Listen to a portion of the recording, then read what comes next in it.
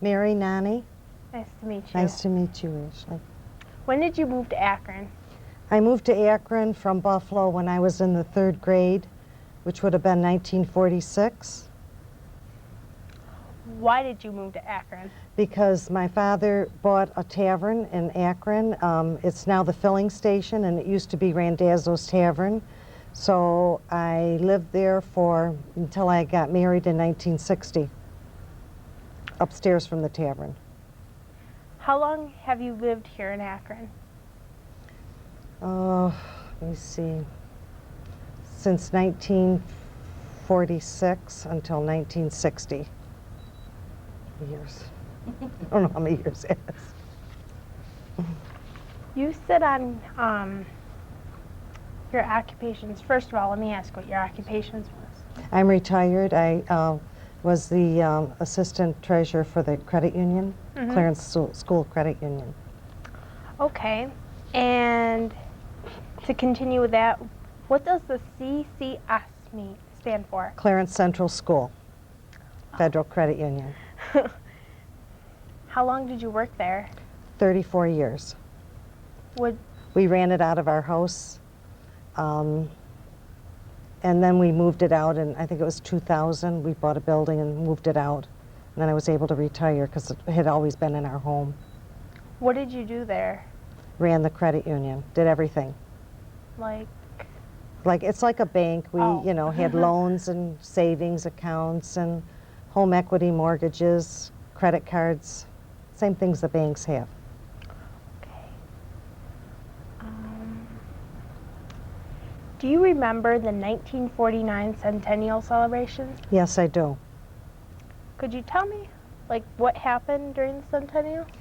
Well, I can tell you, I went on the peanut ride with my sisters.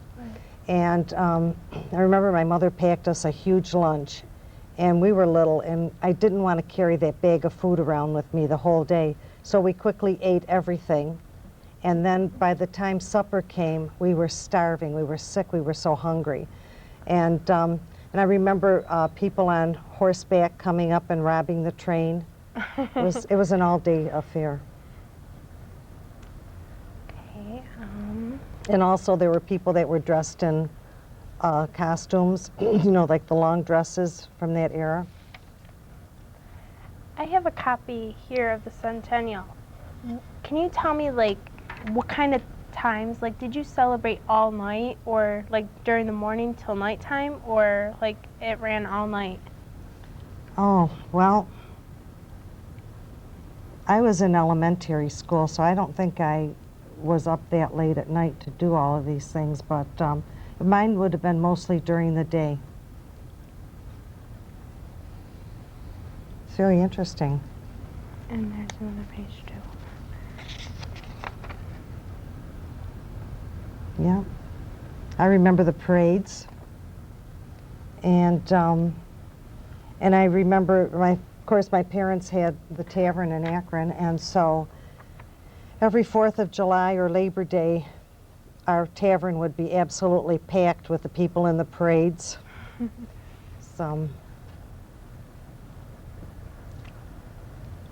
Do you remember the mines? Do you have any mines? The mines? Yeah, do you remember any mines in Akron? That, my husband, his father worked in the mines, so I think he'd be able to. I don't know that much about that. Okay.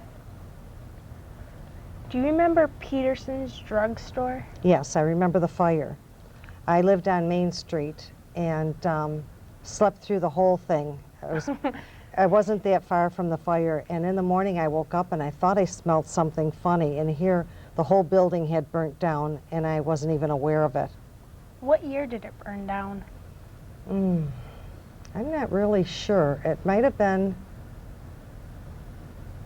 1950. I'm not quite sure. I know I was in elementary school when it did. Okay.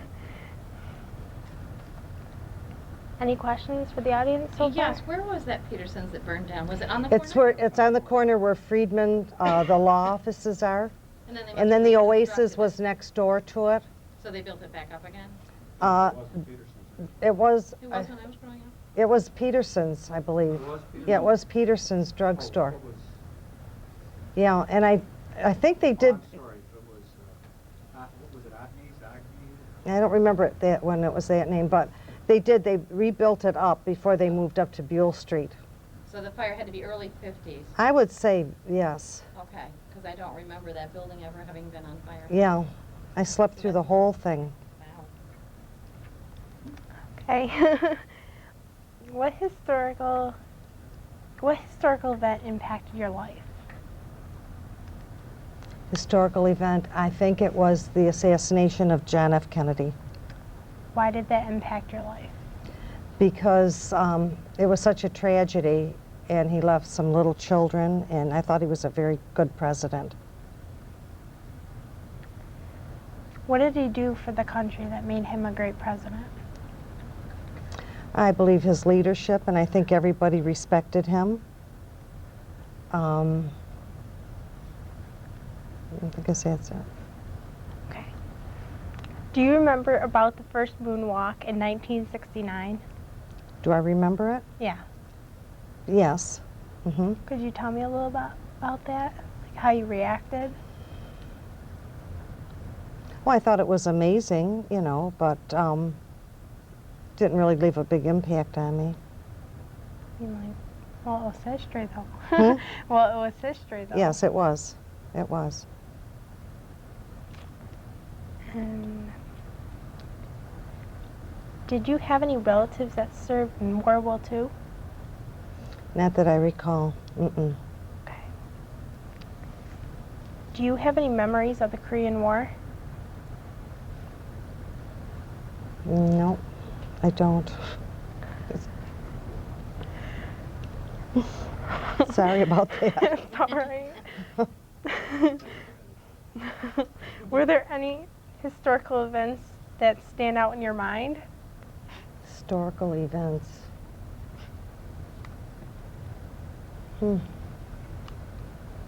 Nothing that pops out.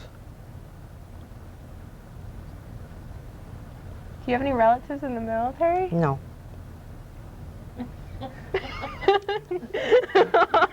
There were 4 girls and 1 boy in my family. My brother never served in the armed services, so. Any?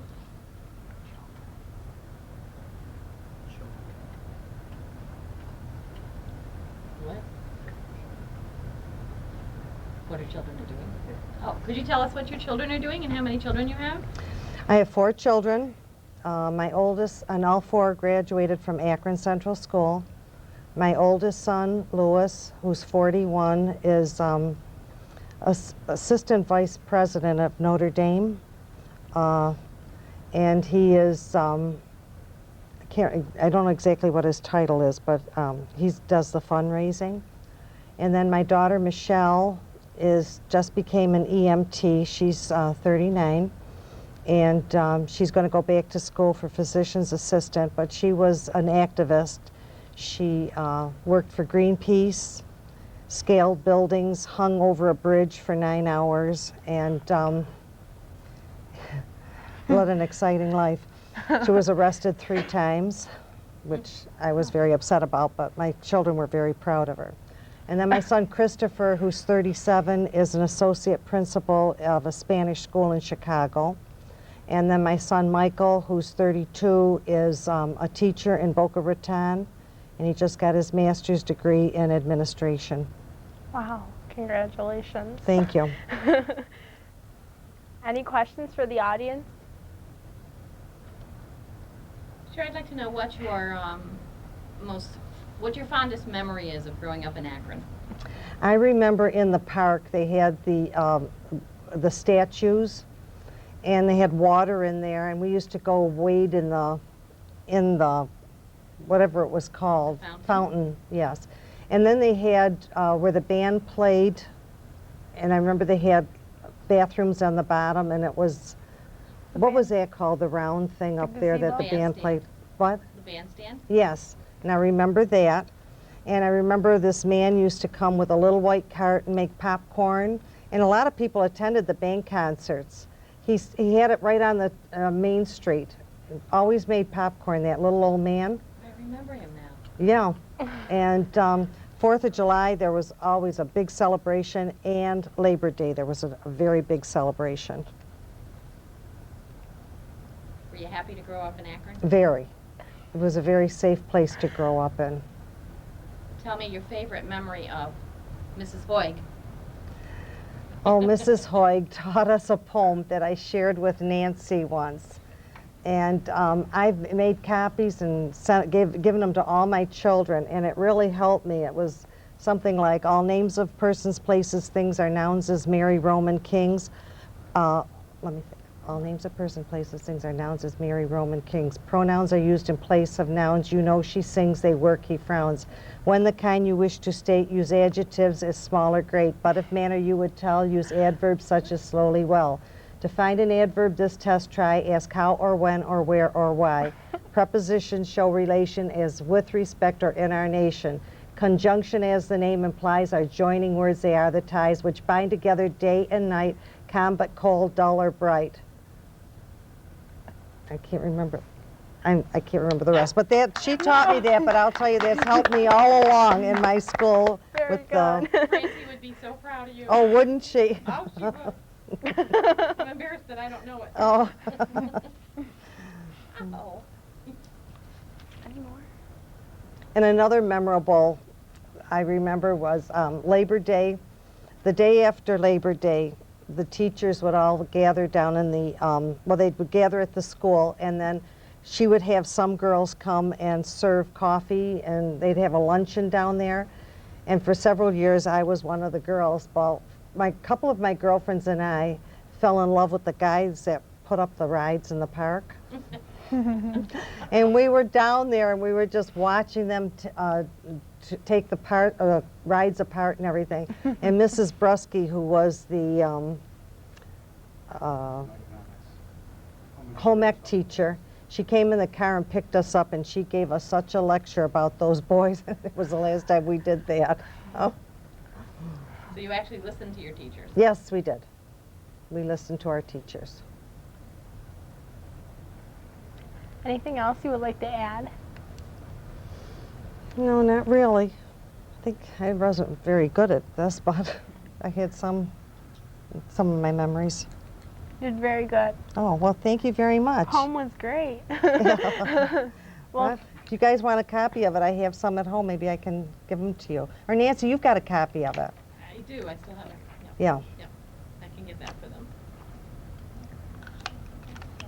well, thanks for coming. You're I very really welcome. enjoyed having you here and talking to you. And Thank it was you. a pleasure meeting you. Nice to meet you, Thank too. you.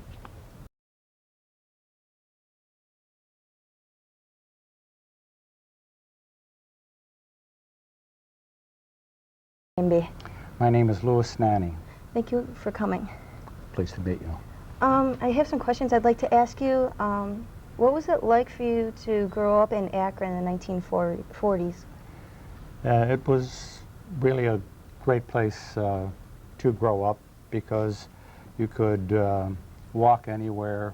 You had always a lot of friends, and it was a very safe community, and there were a lot of activities at that time. 4:30 detention will be held in room H205. 4:30 detention will be held in room H205. Main Street used to be the gathering place for kids when we got a little bit older. We had things like Cub Scouts and Boy Scouts, which were active organizations at that time. Do you have any brothers or sisters? I had 2 brothers and 2 sisters. Did you do any like activities with them? Like, did you like hang out with them a lot, or? Actually, we did a lot of things as a family, but not organized activities. There weren't the kind of organized activities at that time that there are today. In other words, if we wanted to play baseball or softball, we organized our own softball games, and we would play behind the Methodist Church on Church Street, and we would play football behind the Masonic Temple. And those games they might run 2 or 3 hours long until, like they said, if somebody got mad and took his ball and went home, then we would we would have to find something else to do. But you were responsible for organizing your own activities. You didn't have Little League baseball or any kind of organized thing, so that if one day you wanted to go fishing or something like that, somebody'd get the idea, and the next thing you know, they'd be gathering the fishing poles and you'd be down at Murder Creek fishing. Or so you pretty much were responsible for putting your own activities together, and just like I'm sure it is today, you'd have different groups or cliques of friends that you would do different activities with. Yeah. What did your parents do for a living? My father came to this country as an immigrant, and then he went back, and when he became a citizen, then he went back to Italy and married, at that point would be my mother, had 2 children, and returned to this country. And then my mother and my 2 brothers came to this country, and he worked in the mines. He worked first in Oakfield, then we lived in the company houses on Bloomingdale Avenue. He worked in the mines there. He worked also in the mines in Clarence. And so my mother just, at that time, was working, raising a family during World War II. She worked at Bel Air craft plant, where a lot of women went to work during the war. Did you know anybody who was in World War II, either family or friends? Well, my uncle, I had obviously relatives. I know a lot of people from Akron that were in the war during World War II. Just to mention, Pat Milani was my neighbor from across the street. He was a prisoner of war. My uncle, who was in the Italian army, was 5 years in the army. He was in the Russian front. Of course, we were fighting against the Italians at that time, which made it a little bit difficult for Italian Americans, at that time. So while he was fighting against the Russians with the Germans during World War II, my grandfather, who was in Italy at that time, was sheltering a British flyer who had escaped from a prisoner of war camp in Italy. So, yeah, I do know some people involved in the war. What was it about the Korean War that affected your life?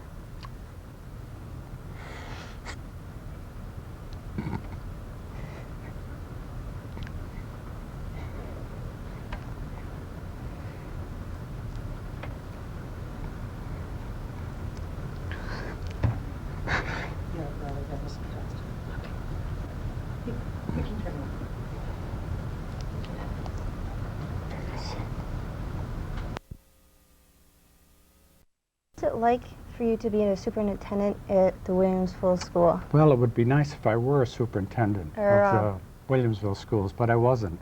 I was an assistant superintendent. Sorry about that.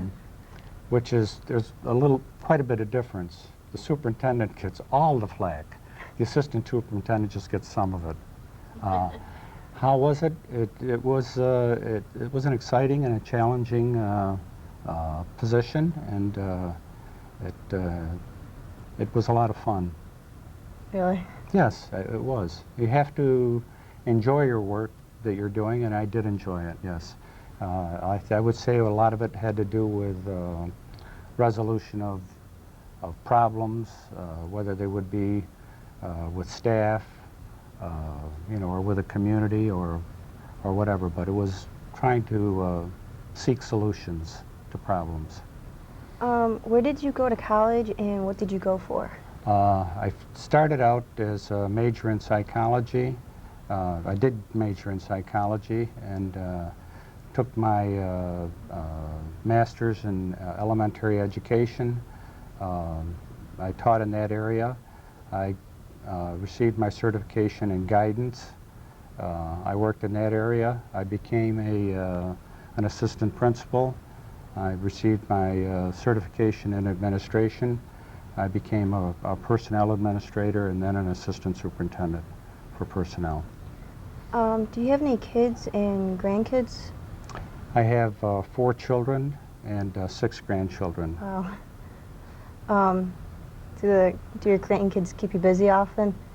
Well, my daughter lives home now, but most of them have really gone to different parts of the country and different parts of the world. I had one son that spent 2.5 years in Chile, another one that was 2 years in Dominican Republic, another son, and my daughter was 3 years in New Zealand. I had one son that lived a year in Haiti. My daughter had until recently lived in Spokane. I've got a son in South Bend, one in Chicago, and one in Boca Raton. And their families are, kind of spread around. So. What was it like for you to meet the mayor of New York City? Well, I put that down. I do remember meeting him, and he was a tremendous political personality. He was a very tall, good-looking person, but I just met him briefly.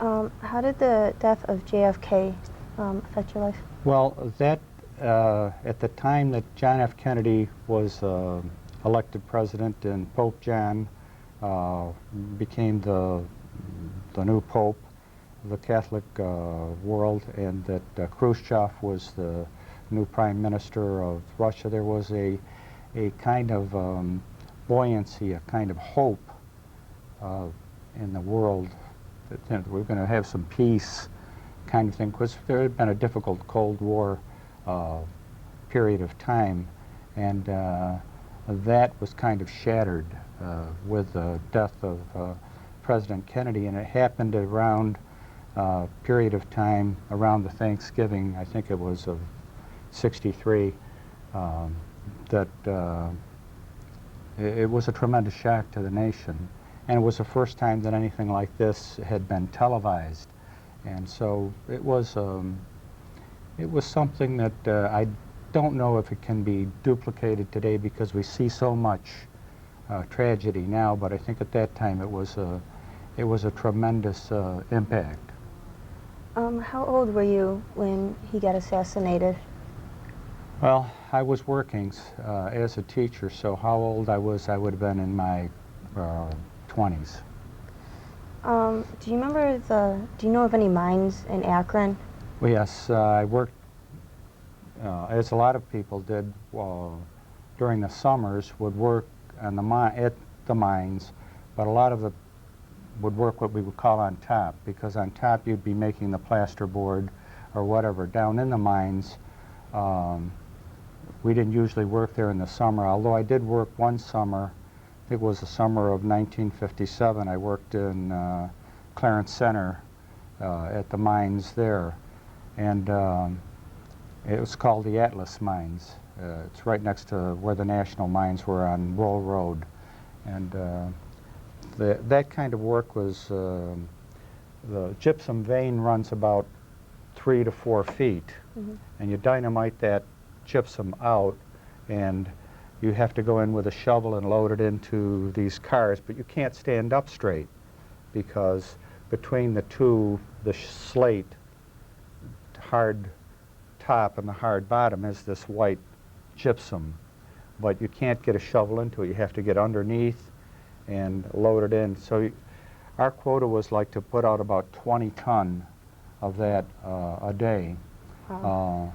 So it was very physical, hard work, and most physical hard work is usually inefficient, and so they developed machinery that were called joy loaders that would pick this stuff up and put it in, which meant less hard work, but also less work for some people. So I know that when I was going there, I was in college at the time, working in the summer of '57, and I'd be talking with people, and they'd say, "Well, only 12 more years, and I'll be able to retire." And 12 years is like, I mean, you can turn the light off and you cannot see anything no matter how long you want to let your eyes try to accommodate to the darkness. It just won't happen. So it's a kind of job that I don't think that when it passes, that there's a better way to do it than have people do that backbreaking work. Are there any mines on your property or around your property? Well, there are mines all over under the Akron area here. Where they go exactly, we're not sure. I think we say that the mines can go from here to Clarence and from Clarence to Transit Road. And you hear a lot of, when they build houses, they say, well, these mines are going to collapse. But if you were in the way they mine them like this room, for example. That hallway might be the main place where you lay the track, and it would be higher. And then they would come into a room like this, which would be a low room, because you're only trying to get the gypsum out. And then they would leave these walls all around so that they were very wide, so that the whole thing is not going to collapse. So I think from what I saw, that'd be pretty hard for looking at it from underneath, that a lot of them are going to collapse. But every once in a while they do get a sinkhole or that kind of thing, and someone says this ground is not safe. But these mines have been here for many years, and there have been very few instances of the ground collapsing. You did have that situation with the salt mines in York, New York, where they had a great problem, but those are big high ceilings and big rooms, and I just don't see it as much of a problem. And the other thing is that the mines filled with groundwater is another thing. They're not hollow or empty, kind of. How high would you say the mines were from floor to the ceiling? Well, again, as I indicated, where the vein is, where the gypsum vein, it could be 3 to 4 feet, meaning a person cannot stand up straight and shovel in that situation. The only way to be straight would be to lie down. Once you take the gypsum out of, on these, they have low cars, very low, and you load that up, then you have to push it out by hand to the main railway, and there would have, and you'd load up your cars, like 10 cars. There'd be like 2 tons to or a ton and a half or 2 to a car. And when you get them out there, then the fellow, I can't remember the name of the vehicle, would come around and connect those and take those to the chute, and that would be carted up out to the top, crushed, and that would be the ingredients for the plaster board or for whatever you needed at that point. What was your first job that you had? Well, again, as I indicated, probably the first thing that we did was my father used to spade a garden that was probably 200 by 500 feet or something. It was enormous. He'd spade it by hand, plant 100 tomatoes, peppers, corn, whatever. And one of the things that we would do was we would take that basket of goods, and we would go around to knock on doors and ask people if they wanted to buy some tomatoes or cherries or whatever. So that's probably the first thing, and then that I can remember doing, and then bringing that kind of money home. Probably maybe the first job after the job that I had after that probably would have been as a paper boy, delivering papers here on Bloomingdale Avenue, Eckerson, John Street, Ahoy Avenue were part of my route. Then usually after that there was a bowling alley, Kelly's Bowling Alley on Main Street, and they used to have 2 bowling shifts. Usually the early shift was from 7 to 9, and the other one was from 9 to 11, and you would get 10 cents a game. You'd stick pins. They'd knock the pins down, and you take the bowling ball, return it, set the pins, set it up again, and you'd get 10 cents a game. So if you could make $3 a night is what you'd be able to make. And then by the time that was done, 11 o'clock, 11:30, by the time you got home, and then you come to work the next day, or come to school the next day. I mean, because everybody smoked at that time, there wasn't like it is today, and you'd have, your clothes would smell of smoke, and it was, but we didn't think anything of it at that time, because if you wanted to make a little bit of money, that's what the kind of thing that you did. What was school like for you? School? I've always liked school. It was, for school, it was, I thought it was interesting. I liked learning, and it was, for me, it was fun. Did you have to walk to school? Always walked to school, and at that time, it isn't like it's tight schedule that you have today. We used to have, like, I think, 45 minutes. So I would go home for lunch, and and then come back, and then they would either have music, if the weather was bad, in the old auditorium, which is your cafeteria now. They would have dancing on the stage. They used to have the basketball court. They'd have intramurals for the middle school or junior high school or elementary kids. And in good weather, you would walk all around the campus. You'd be up on the baseball field or the football field. It was, in that respect, it was very much relaxed. And sometimes, if it was really a nice day, you just didn't come back after lunch. So. How far was it for you to walk from your house to school? Well, when I lived on East Avenue, we used to walk across the back of the property, across the ledge. Where on East Avenue were you? 79, Kalenko's house. When we lived there, we used to walk what we called the path. And the path was really the old railroad bed. It's covered over now, but we used to walk that way to the school. And when I lived on Hoyg Avenue, which is down by Fort Gum, that was also a short walk. So never really lived very far away from the school. Did you have many friends that you hung out with from school or around town? Well, I think that might be one of the advantages of being in a small town, living in a small town, growing up, is that you make a lot of friends in life. You make them in elementary school and high school. You go to college, you have friends. You go to work, you have friends. But in a small town, you're able to retain the friendship of your elementary friends that are still here, your high school friends, which I see with a lot of people. They'll move away and they lose contact with that part, with those kinds of friends. So I still have friends from high school and elementary school that I grew up with here in Akron. Really? Any questions? Will we tell them about the time, the potato mines? We took the kids up there, and then shortly after that, they discovered the body. Somebody had killed a boy and buried him.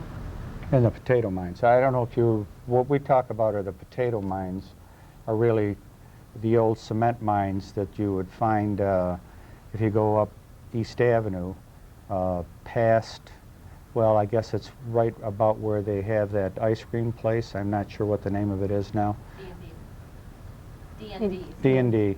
Across the street from there, if you go back toward the ledge, there are some caves that were the old cement mines, and those are still open, and they pretty much did it the same way as I'm talking about, except they were pretty much above ground. They would dynamite the rock and then push it out, or they had mules that would bring the rock out to the road. But then when that was no longer profitable and they just didn't work those mines anymore, the farmers would, because usually in the mines, the temperature is stable around 60-some degrees, whether it's summer or winter or whatever. So it's good for storing potatoes because they don't sprout, it's not too warm. And so farmers would store their potatoes in there. So that's how it got the name the potato mines. But it's a nice, on a nice hot summer day or whatever, you go up there and you get a nice cool breeze coming out of the mines. But I always would take the kids up, my kids, or take a little hike, and we would go up through there and walk into the mines a little bit. But we found out, and then there's another cave up there that they've covered over on the ledge that was called Dead Man's Cave. And it was called Dead Man's Cave because someone apparently committed suicide in that. But maybe they should have changed the names because in the potato mines, apparently one of our Akron citizens was involved in, I guess, in a theft ring of some sort with someone, and was afraid that that person was going to tell on him, and I don't know what they were doing, but anyway, he left him back in the mines, and I guess he was there probably a couple of years before the girlfriend was afraid the same thing was going to happen to her, and so she happened to tell the story, and they went back there, discovered the remains, and the person is in jail now. So maybe the potato mine should be called Dead Man's Cave, and the other one is blocked off now. So Interesting. Any more questions? Yes, I have 2 questions for you. My first one is, where did your parents immigrate from? beg your pardon? Where did your parents immigrate from? You said your parents came from... My parents immigrated what country? Yeah, from what My mother and father and brothers were born in Italy, in a small town about 60 miles from Rome. And then the second question is, where did they get the dynamite from? You have to repeat that. Where did you get the dynamite from for the caves? Where do we get the dynamite for the caves? The dynamite, I still have the wooden boxes for the dynamite, and it's DuPont, and DuPont is a big name in chemical and made millions of dollars as a result of using dynamite. That's all I know about where it came from, but myself as a person who worked shoveling, never got to handle the dynamite. The dynamite was handled by the miners, and the miners at the end of the shift would drill the holes. In fact, they'd be drilling holes all day long, and they would pack those holes with dynamite. And as we were walking out at the end of the shift, they would set them off, and you would feel it shake and rumble as they were caving in for the next day the amount of gypsum that you were going to be able to load up. So.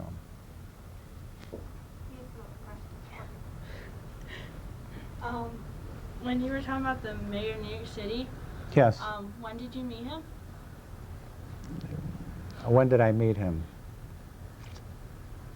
Which mayor? And which Yeah, mayor see, was and you're it? going to ask me that now. I can't, because I can't think of his name right offhand. Oh, okay. I would have to say it would be in the 60s. The name just slips my mind right now. Okay. I'm sorry. Any more? I think you might. Was that Mayor LaGuardia? Nope, it wasn't LaGuardia. The real tall, good-looking guy. Oh, can't think of his name. I can't think of it either. Thank you for coming to Local History Club. It's been a pleasure to talk to you. Oh, thank you so much. Yep. Thank you.